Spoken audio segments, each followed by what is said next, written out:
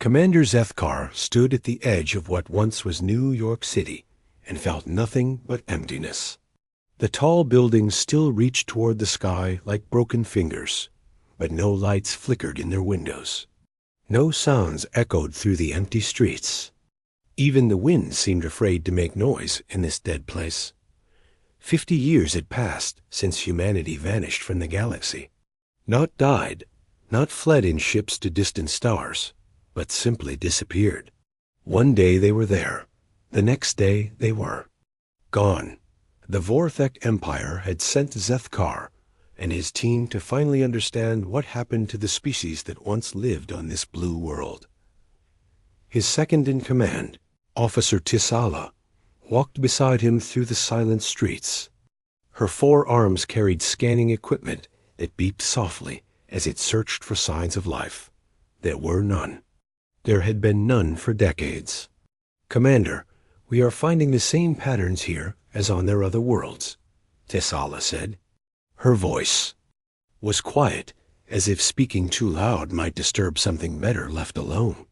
No signs of violence, no damage from weapons. They just left everything behind and walked away. Zethkar nodded. He had seen the reports from Mars, from their moon colonies, from the distant outposts at the edge of their solar system. Every human settlement told the same strange story. Breakfast left half-eaten on tables. Vehicles parked neatly in rows. Personal belongings arranged carefully as if their owners planned to return any moment. They entered what appeared to be a residential building. The human word apartment came to mind from the translation files. Inside, they found rooms filled with the debris of interrupted lives. Photographs of human families smiled from walls. Books lay open on tables. Children's toys waited patiently for hands that would never pick them up again. In one room, they found something different. A small device sat on a desk, its screen still glowing after all these years. Tisala approached it carefully. "It appears to be some kind of recording device," she said. "The power source is unknown to us, but it seems to be still functioning." Zethkar gestured for her to activate it. The screen flickered, and suddenly a human face appeared. It was a male, middle-aged, with the kind of tired eyes that spoke of difficult decisions. "My name is Pete Collins," the recording began. "I work construction. Here in the city. Worked, I guess I should say. If someone finds this, I hope you can understand what happened to us. I hope you can forgive us." The human paused, looking directly at the camera. His expression was calm, almost peaceful, which made his words more disturbing. "We felt it coming for months. The calling. That is what we started to call it. Not a voice exactly, but something pulling at us from somewhere else. At first we thought we were going crazy. Humans have always been good at finding new ways to hurt ourselves. But this was different. This was bigger than any of us could fight alone." Pete Collins reached for something off camera and pulled a photograph into view. It showed him with a woman and 2 small children, all smiling. "My wife Amy and my kids." They felt it too. Everyone did. Even the babies seemed to know something was changing. They stopped crying as much, started looking up at the sky like they were waiting for something. Zethkar and Tisala exchanged glances. They had found similar recordings on other human worlds. Always the same calm tone. Always the same references to the calling and feeling it coming. The recording continued. The scientists tried to explain it.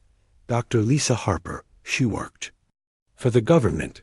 She said our experiments with faster-than-light travel had done something bad to space itself. Torn a hole in reality. She said we had evolved too far, too fast, and now we did not fit in this universe anymore. Pete Collins set down the photograph and looked directly at the camera again. "I do not understand the science. I just know that staying here would hurt everything we love. Not just hurt it, but destroy it completely. So we are leaving. All of us, together. We do not know where we are going, but we know we cannot stay." The recording flickered. When the image stabilized, Pete was standing, preparing to leave. "We are not running away. We are not giving up. We are making a choice to protect what matters most. The universe that gave us life deserves to continue without us breaking it apart just by existing. Tell them we were grateful. Tell them we never wanted to leave. Tell them we loved this place so much that we chose to lose it rather than destroy it." The screen went dark. Tisala was quiet for a long moment. Finally, she spoke. "Commander, we have found over 300 similar recordings across human space, all saying essentially the same thing. They knew they had to leave, and they accepted it." Zethkar walked to the window and looked out at the empty city. In the distance, he could see the remains of what humans had called Central Park. Trees still grew there, but no children played beneath them. No lovers walked the paths. No old humans sat on benches feeding birds.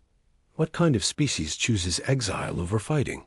He asked, more to himself than to Tisala.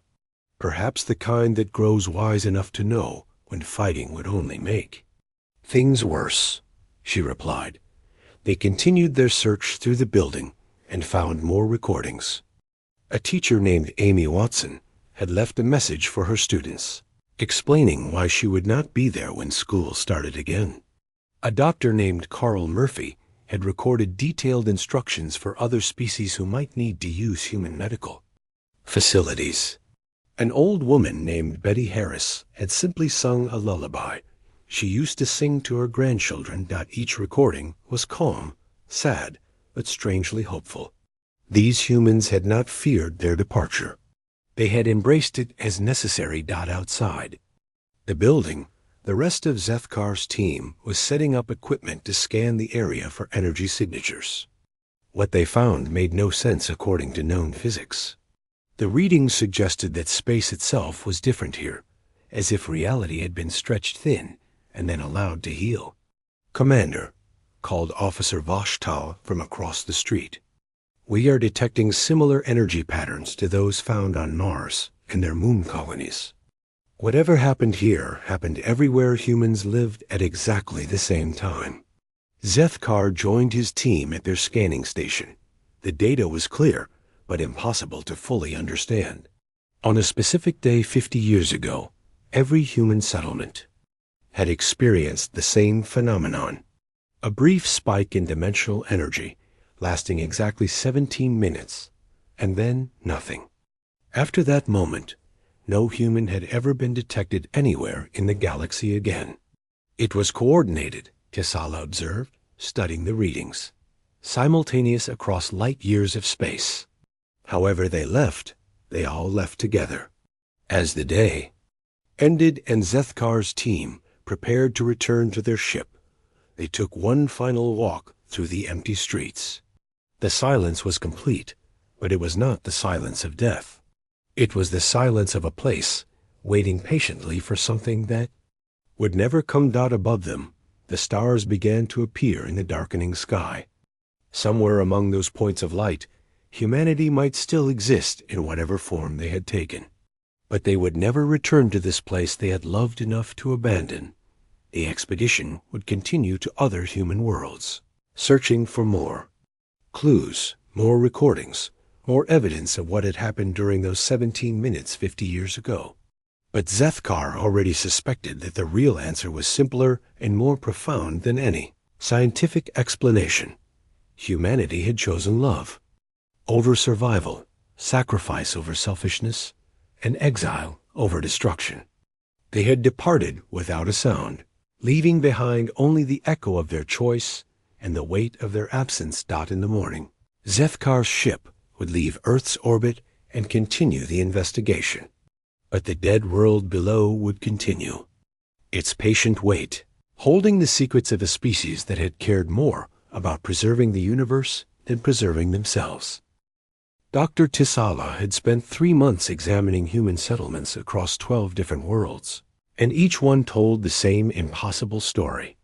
The Corvani research vessel, drifted in orbit around what humans had called Kepler 442b, their largest colony outside the Sol system.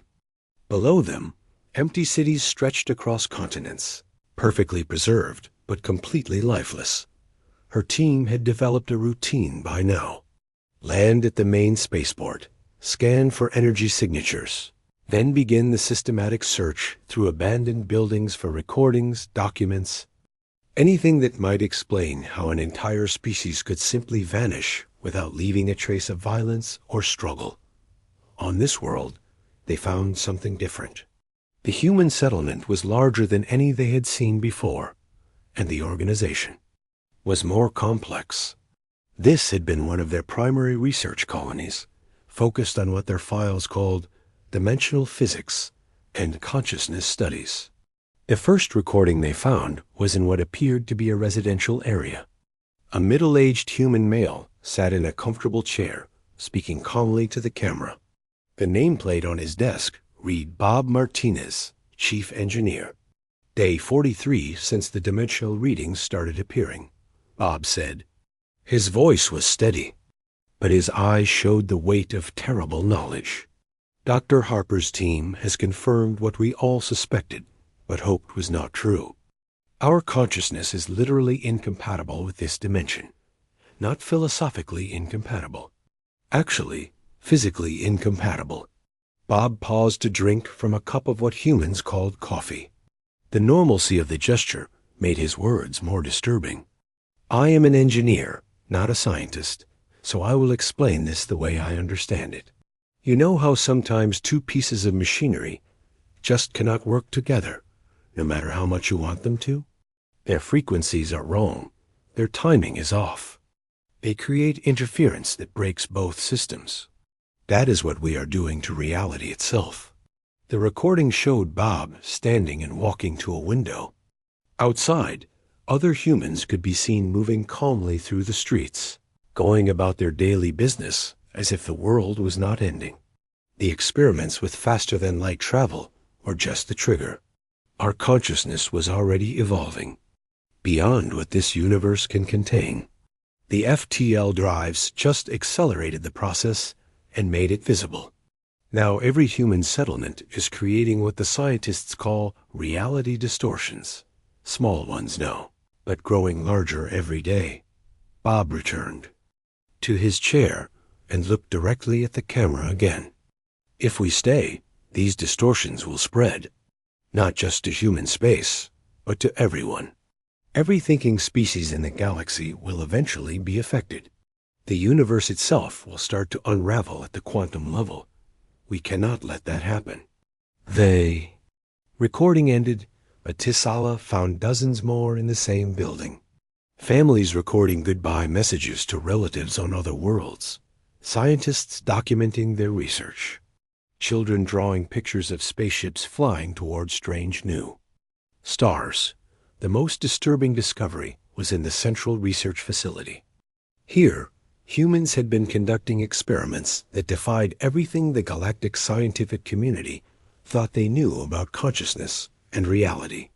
The lead researcher, Dr. Carol Stevens, had left extensive video logs documenting their work. We have confirmed that consciousness is not simply an emergent property of complex neural networks. Dr. Stevens explained in one recording. It is a fundamental force of the universe, like gravity or electromagnetism.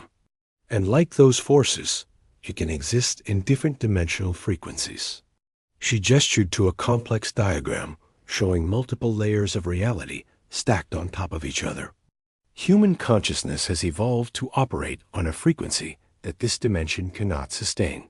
We are like a radio signal that is too powerful for the receiver. We are burning out the universe's ability to contain us. Dr. Stevens paused, her expression growing sad. The beautiful irony is that this evolution happened because we pushed so hard to explore, to grow, to become more than we were. Our drive to reach the stars literally lifted our consciousness to a level where the stars could no longer hold us.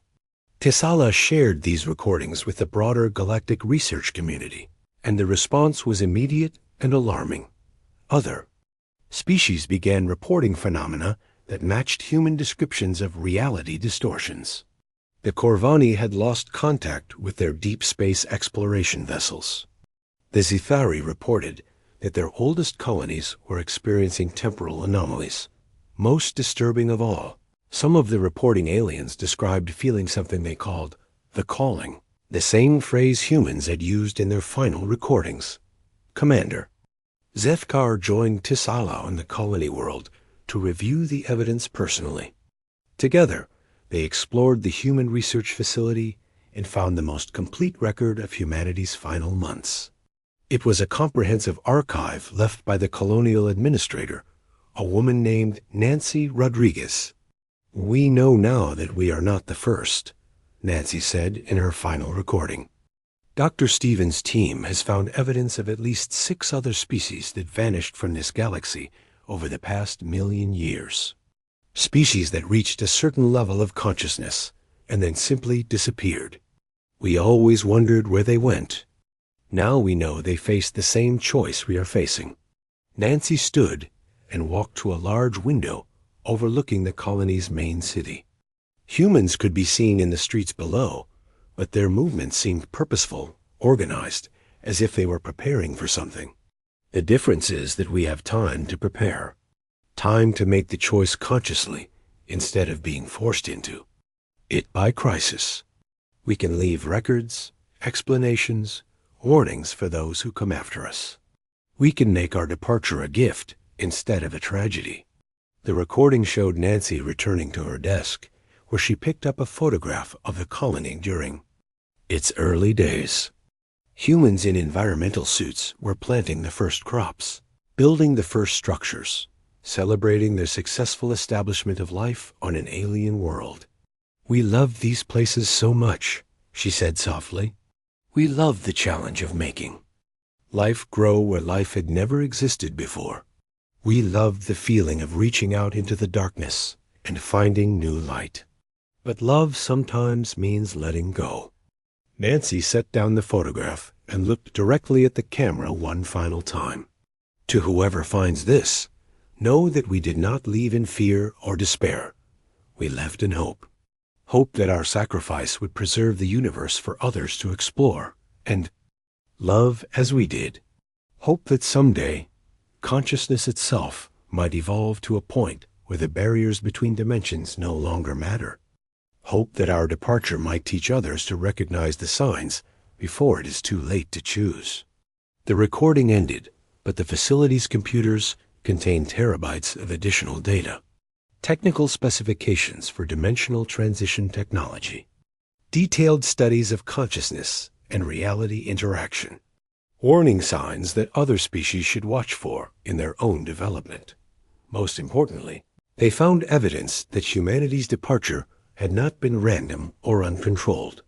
They had developed technology to shift their consciousness to a compatible dimensional frequency. The process required the simultaneous participation of every member of their species and could not be reversed. Tisala compiled all the evidence into a comprehensive report for the Galactic Council. The conclusion was unavoidable. Humanity had not died or fled. They had evolved beyond the limitations of physical reality and chosen exile to protect the universe that had given them life. But the report also contained a darker warning. The dimensional distortions humanity had created were still spreading like ripples in a pond. Other species were beginning to feel the effects, and some were showing signs of undergoing the same consciousness evolution that had forced humanity to leave. The question was no longer what had happened to humanity. The question was whether other species would have the wisdom and courage to make the same choice. When their time came, as Tisala completed her report, she received an urgent communication from the Corvani homeworld. 3 of their major cities had experienced what they called silent zones, areas where all conscious life simply ceased to exist without any physical cause. The cascade had begun. The emergency session of the Galactic Council had been in progress for 6 days, and panic was spreading faster than information. Representatives from 47 species filled the great assembly hall on Nexus Prime, all talking at once, all demanding answers that no one could provide. Commander Zethkar stood at the central podium, his report on humanity's disappearance displayed on screens around the chamber. The evidence was clear, but the implications were so vast that many species simply refused to accept them. "You are telling us," said Ambassador Korth of the Hegemony, "that an entire species chose to exile themselves to another dimension rather than fight for their right to exist in this one. This is impossible. No species is that selfless." "The evidence speaks for itself," Zethkar replied calmly. "We have found over 1,000 recordings across human space, all confirming the same basic facts. They knew their continued presence would eventually destroy reality for everyone else, so they chose to leave." "But now you claim the same fate awaits us all," interrupted Counselor Vess of the Zethari Union. "You say their departure somehow triggered a cascade that will force other species to make the same choice. How can the actions of one species threaten the entire galaxy?" Dr. Tisala activated a holographic display showing the dimensional distortions spreading outward from former human territory. The pattern was clear, a slow but accelerating wave of reality instability that would eventually reach every inhabited system. "Consciousness appears to be more fundamental to the structure of reality than we previously understood," she explained. "When humanity departed, they left what we might call gaps in the dimensional fabric. These gaps are causing other forms of consciousness to become unstable, forcing them to evolve beyond what this dimension can contain." The Corvani representative, Admiral Kestar, stood suddenly. His usually composed demeanor was shattered, and his voice shook as he spoke. "3 days ago, our homeworld lost the city of Orth Mesa. 2 million beings, gone in minutes. No bodies, no destruction, no explanation. Just empty buildings and silence. Yesterday, it happened to 2 more cities. Whatever took humanity is taking us as well." A murmur of fear rippled through the assembly. Similar reports had been coming in from across the galaxy. The Threnody had lost entire research stations. The Yulani reported that their deep meditation centers, places where consciousness was most focused, were becoming unstable and had to be evacuated. Zethkar activated another display, showing the location of humanity's most secret research facility. It had taken his team months to find it, hidden in the ice of Europa, one of the moons of the human homeworld. "We believe the answers we need are in this facility," he said. "Humanity's final project was conducted there, and their records suggest they found a way to transition between dimensions voluntarily. But we also found evidence of another possibility." The display changed to show complex technical schematics that few in the assembly could understand. But the implications were clear, even to non-scientists. "They developed 2 solutions," Tisala continued. "The first was the dimensional transition technology that allowed them to leave this reality. The second was a stabilization system that could prevent the cascade from spreading, but at a terrible cost." "What cost?" asked Ambassador Korth. "Any species that implements the stabilization system will be permanently locked into this dimensional frequency. They will never be able to evolve beyond their current level of consciousness. They will never achieve the transcendent state that humanity reached. They will be forever limited to physical reality." The assembly fell silent. The choice was becoming clear. Follow humanity into transcendent exile, or sacrifice the possibility of transcendence to save their home dimension. "We need to examine this facility immediately," declared Counselor Vess. "If there is technology that can stop the cascade, we must understand it fully before making any decisions." Zethkar nodded. "A joint expedition is already being prepared. But I must warn you, the facility is not just a research station. It is also a monument to humanity's sacrifice, and the records there make clear the full weight of the choice they made." The expedition to Europa included representatives from 12 species, the most diverse scientific team ever assembled. As their ships descended through the moon's thin atmosphere toward the coordinates Zefkar had provided, they could see the research facility embedded deep in the ice. The structure was enormous, far larger than any human settlement they had found before. It was also still active, powered by energy sources that remained stable after 50 years of abandonment. Inside, they found humanity's greatest achievement and their greatest tragedy. The facility contained detailed records of humanity's final months, including personal logs from the project leaders and their families. Dr. Helen Price had been the project director, a brilliant physicist who had spent her entire career studying the nature of consciousness. Her final recordings were found in the facility's main laboratory, surrounded by equipment that defied the galactic community's understanding of physics. "We have confirmed the cascade is inevitable," Dr. Price said in one recording. "Our departure created a dimensional instability that will spread at roughly 1% of light speed.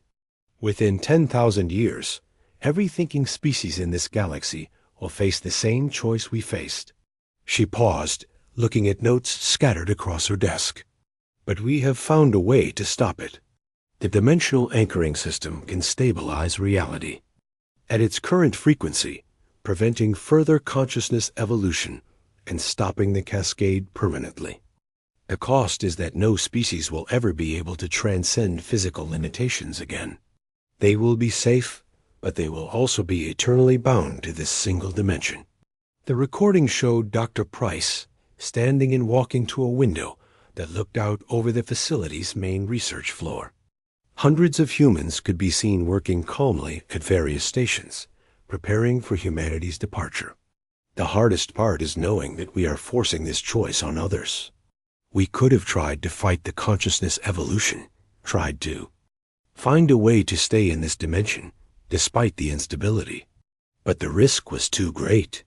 If we had failed, the resulting dimensional collapse would have destroyed not just consciousness, but matter itself. We would have taken the entire universe with us." Dr. Price returned to her desk and picked up a photograph showing her with her husband Gary and their teenage daughter Ruth.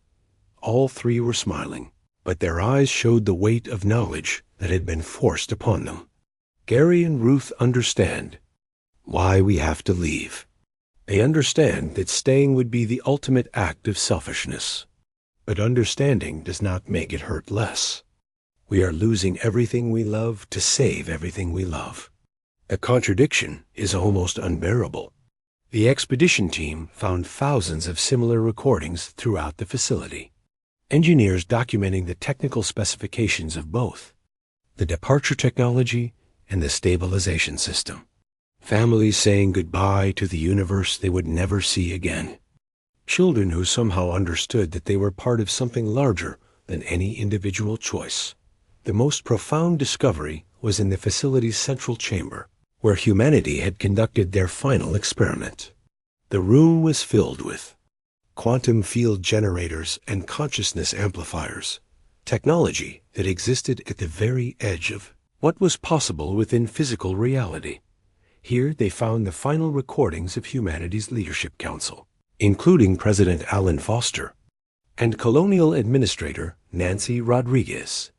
These were not technical documents or personal goodbyes, but something closer to a philosophical statement about the nature of consciousness and sacrifice. "We know that other species will judge our choice," President Foster said. "Some will see it as cowardice, running away from a problem instead of fighting it. Others will see it as the height of arrogance, believing we have the right to make decisions that affect the entire galaxy." Nancy Rodriguez, participating via hologram from her colony world, added her perspective. "But we also know that consciousness itself is evolving, not just in humanity, but in all thinking species. The universe gave birth to minds capable of understanding themselves, and those minds are now growing beyond what their birthplace can contain. We are not unique, We are simply the first to reach this threshold. President Foster nodded gravely. Our choice is not really about us. It is about whether consciousness should be free to evolve, even if that evolution requires leaving physical reality behind, or whether it should be contained within safe boundaries to preserve the universe as we know it. We have chosen freedom, even though freedom means exile. The recording ended with both leaders standing and walking toward the central departure platform, where hundreds of other humans were already gathered. They moved with the calm certainty of people who had accepted an impossible burden and found peace in carrying it. Together, as the expedition team studied the technical specifications left behind, the truth became clear. Humanity had given the galaxy a choice, but they had also made that choice as simple as possible. The stabilization technology was complete and ready to implement. All that remained was for the surviving species to decide whether they wanted to use it. The silence that followed the Corvani homeworld's final transmission was deeper than space itself. Admiral Kestar had been in the middle of reporting another city lost to the spreading dimensional cascade when his voice simply stopped, not cut off by equipment failure or communication interference, but ended as if he had never existed at all. Dr. Tesala stood in the communications center of the Joint Research Station orbiting Europa, staring at the empty screen where Admiral Kestar's image had been moments before. Around her, representatives from 11 species worked frantically to re-establish contact with the Corvani homeworld, but their instruments detected nothing. No energy signatures, no life signs, no electromagnetic emissions of any kind. How many? Asked Commander Zethkar quietly. Preliminary estimates suggest 4 billion beings, replied the Zethari scientist Dr. Vashtel. An entire civilization, gone in the space of a single heartbeat, just like the humans described in their recordings. Zethkar activated the holographic display showing the galaxy's current status. Red zones marked areas where the dimensional cascade had already struck. The pattern was accelerating, spreading outward in waves that followed no predictable path. The Corvani homeworld was the largest loss so far, but it would not be the last. We need to make a decision, said Ambassador Korth of the Hegemony. The stabilization technology is ready for implementation, but it requires coordination across all remaining civilizations. If even one major species refuses to participate, the cascade will continue. Dr. Tisala pulled up the technical specifications that humanity had left behind. The dimensional anchoring system was elegant in its simplicity, but brutal in its requirements. Every thinking species would need to install quantum field generators on their homeworlds and major colonies, and activate them simultaneously. Process would lock their consciousness into the current dimensional frequency forever. The humans were very clear about what this means, she said, highlighting specific sections of Dr. Helen Price's technical notes. Any species that implements the stabilization system will never be able to evolve beyond their current level of consciousness. They will be safe from the cascade, but they will also be forever limited to physical reality. Better limited than extinct, growled Ambassador Korth. Is it? Asked Dr. Vashto. The humans achieved something transcendent before they left. They evolved into beings of pure consciousness, unlimited by physical constraints. Are we so eager to remain safe that we would sacrifice the possibility of becoming something greater? The debate had been raging for weeks across the galaxy. Some species, terrified by the spreading cascade, demanded immediate implementation of the stabilization system. Others, inspired by humanity's example, argued for attempting the dimensional transition themselves. Commander Zethkar accessed the personal files that humanity had left behind, records that were almost too intimate to share, but too important to ignore. He found the recording he was looking for and activated it for the Kung. Assembled Team. The image showed a human family in what appeared to be their home. The father, Steve Harris, sat with his wife Linda and their young daughter Sophie. All three looked calm, but their eyes held the weight of impossible knowledge. "Sophie understands what is happening better than we do," Linda said, her voice soft but steady. "Yesterday she drew a picture of our family flying among the stars, not in spaceships, but as beings of light. When I asked her how she knew to draw that, she said the new world was calling to her in her dreams." Steve Harris nodded, holding his daughter close. The children seemed to accept the transition more easily than the adults. Maybe because they have not spent as many years believing that physical reality is all there is. Maybe because consciousness evolution is easier when you are still growing. Little Sophie looked directly at the camera with the serious expression that children sometimes have when they understand things adults cannot explain. "We are not dying," she said clearly. "We are becoming something new, something beautiful. But we have to leave this place so it can stay safe for everyone else." The recording ended, and the research station's communication center fell silent. The simplicity of the child's understanding made the complexity of their current situation even more profound. "The humans left us detailed records of their departure process," Dr. Tisala said, pulling up another set of files. "It required unanimous consent from their entire species. Every human had to choose to leave together, or the dimensional transition would fail catastrophically."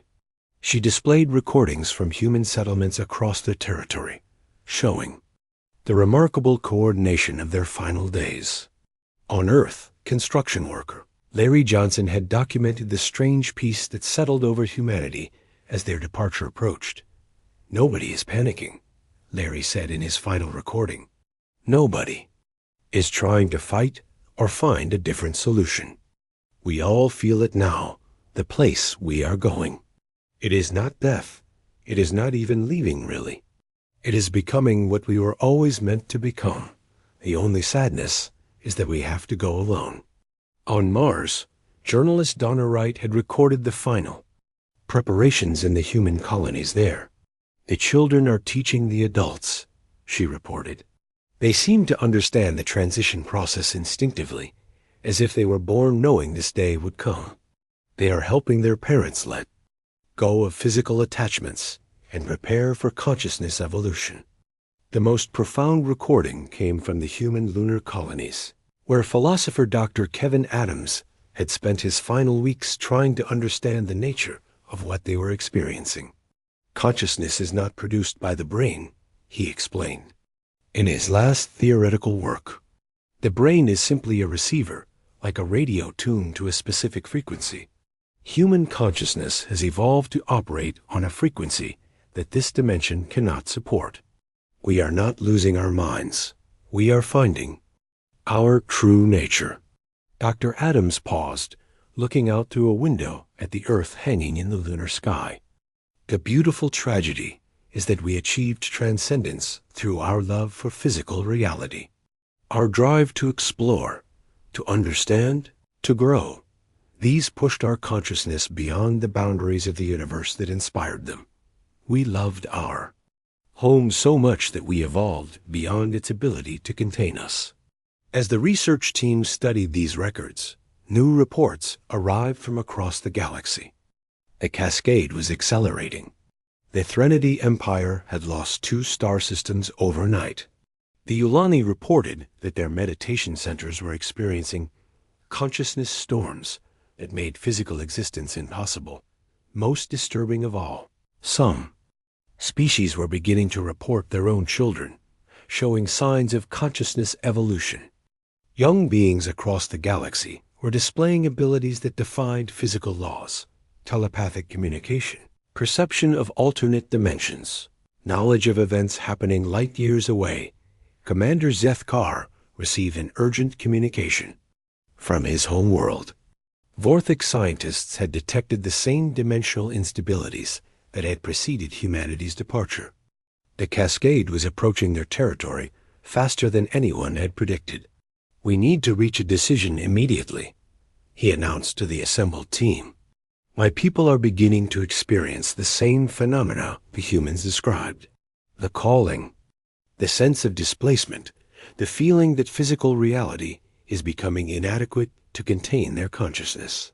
Dr. Tisala pulled up the final technical specifications for the stabilization system. The requirements were staggering.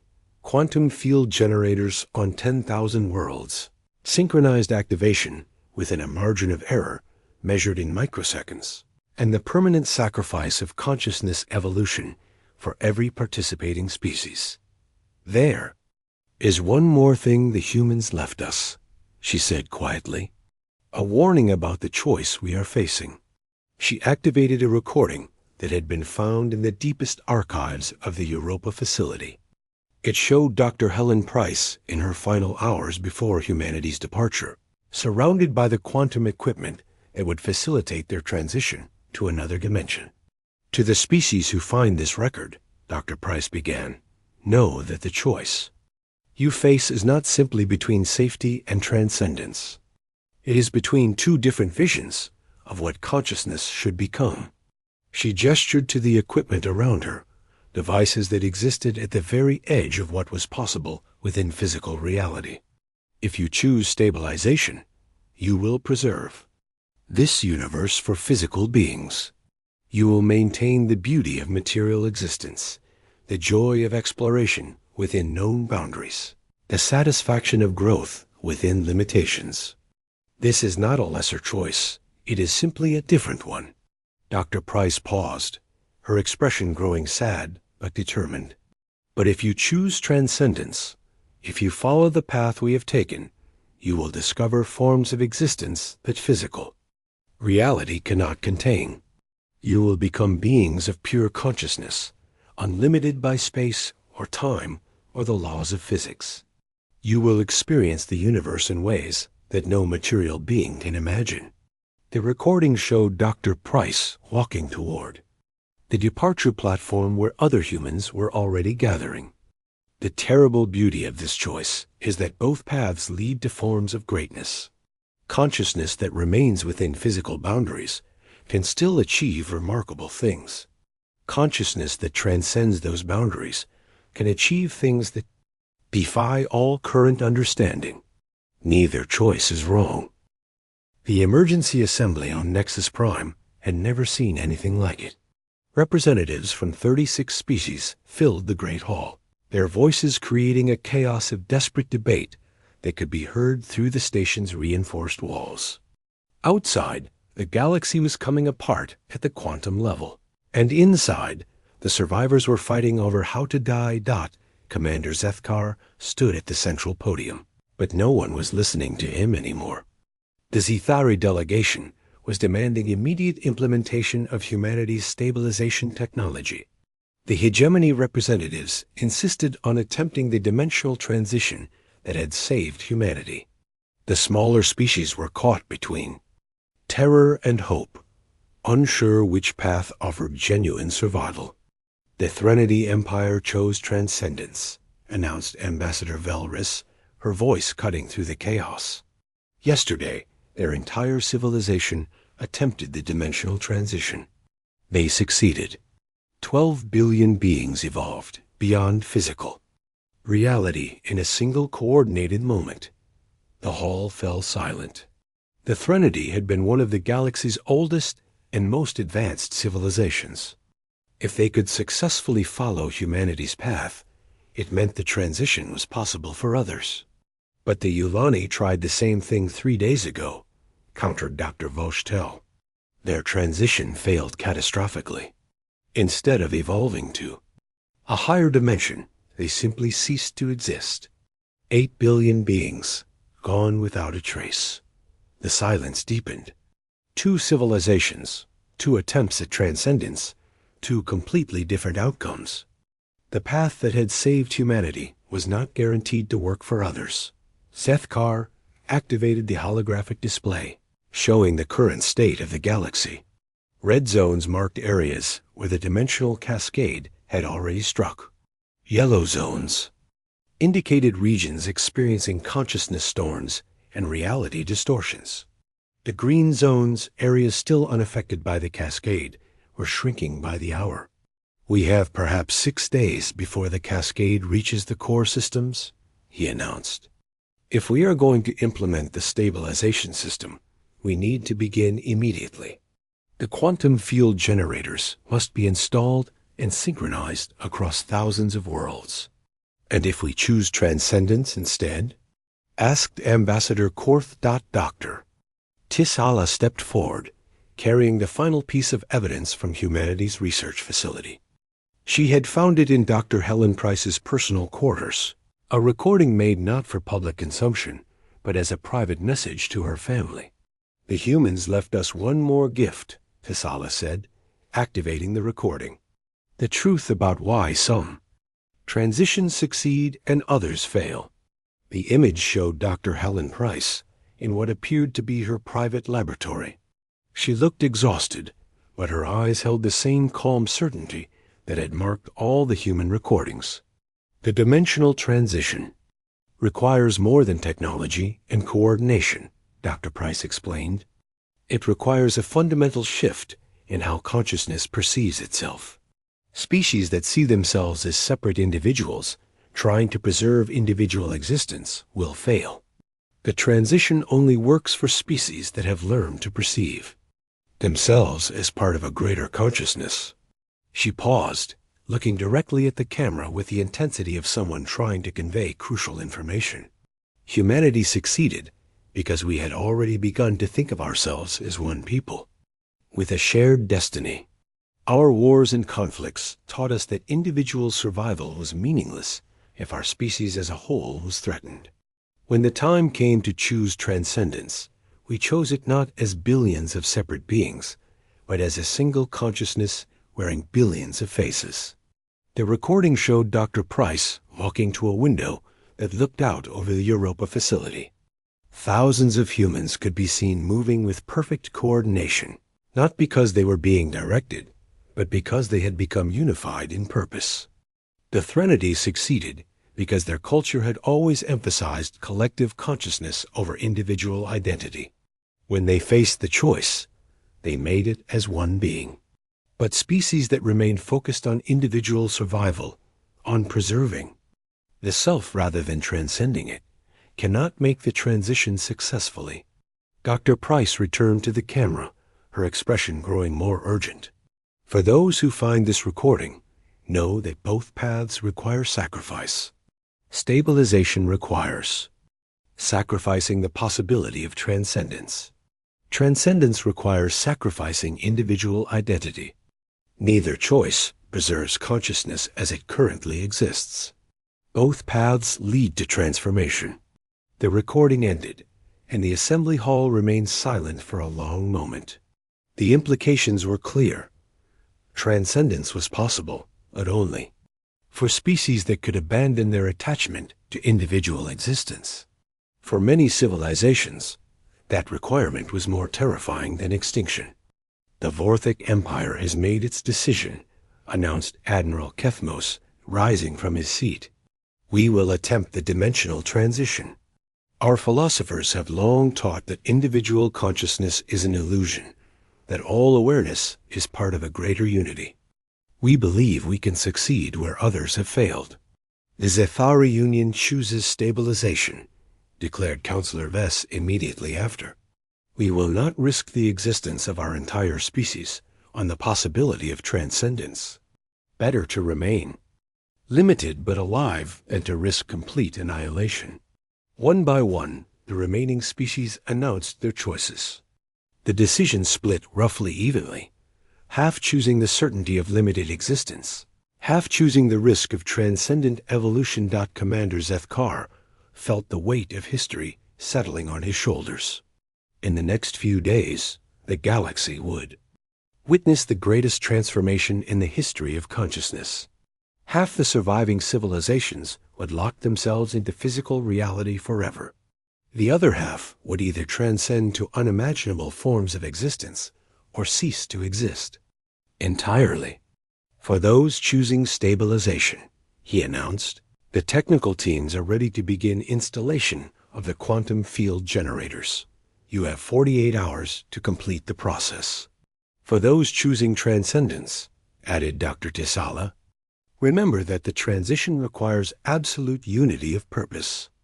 Every member of your species must choose together, or the attempt will fail.